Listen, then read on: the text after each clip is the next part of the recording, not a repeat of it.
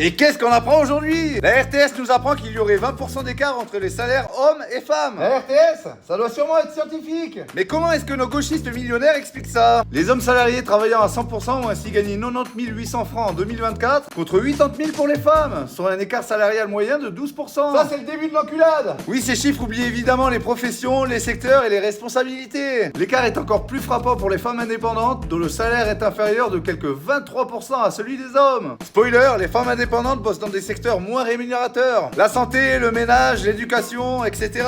Les hommes indépendants, en revanche, bossent dans des secteurs plus rémunérateurs. La finance, la technologie, le BTP, etc. C'est pas juste. Saloperie de choix personnel. Par catégorie professionnelle, l'écart le plus important est constaté dans les métiers intellectuels et scientifiques, où le salaire médian d'une femme est inférieur de 18% à celui d'un homme. Ah mais cette fois, ils oublient de dire que les hommes sont plus souvent gradés que les femmes. C'est-à-dire 70% des postes cadres sont occupés par des hommes. Et là encore... Il s'agit de choix personnels.